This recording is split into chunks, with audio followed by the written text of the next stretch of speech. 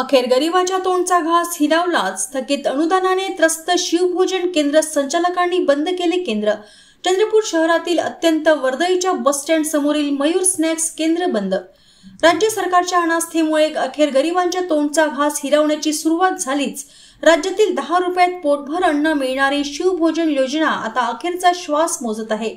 गेली काही महिने शिवभोजन केंद्राचे अनुदान रखडले आहे. आत्ताच नव्हे तर या आधीही अनेक वेळा शिवभोजन केंद्राचे अनुदान रखडले होते.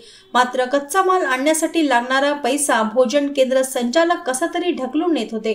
चंद्रपूरच्या वर्दळीच्या बस स्टँड चौकातील मयूर स्नॅक्स नावाच्या शिवभोजन केंद्र संचालकांनी मात्र आजपासून हे शिवभोजन केंद्र तात्पुरते बंद करत असल्याची सूचनाच लावली आहे. तशा आशयाचे स्वशपथपत्र त्यांनी राज्याच्या अन्न नागरी पुरवठा विभागाला पाठविले होते.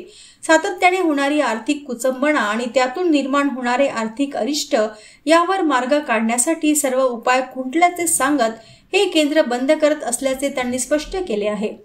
मात्र यामुळे शहरातील गरिबांच्या पोटाला मिळणारा घास बंद झालाय.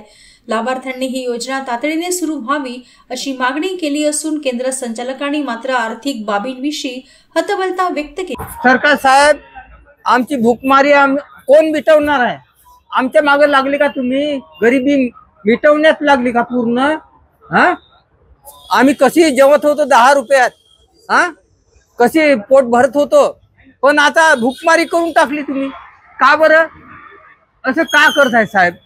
आमचे पोरं बारं रोज मजुऱ्या नाही, काही नाही, सर्व संपन्न करून टाकलं तुम्ही. महागाई पेटून टाकली आणि आता आम्ही कुठे जायचं?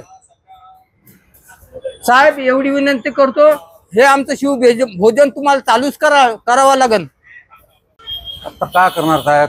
6 महिने झाले आम्हाला पेमेंट नाही आला आणि हा एकच वेळ नाही, पूर्ण मागच्या 2 वर्षापासून हे असं चालू जात आहे. आणि आता महागाई एवढी वाढली, आम्हाला परवडतच नाही. 6 महिने पैसे लोकांचे देऊन नाही होत आहे. म्हणून त्यामुळे आम्ही निर्णय घेतला की आता आमचे पैसे भेटत नाही तोपर्यंत आम्ही बंद ठेवू.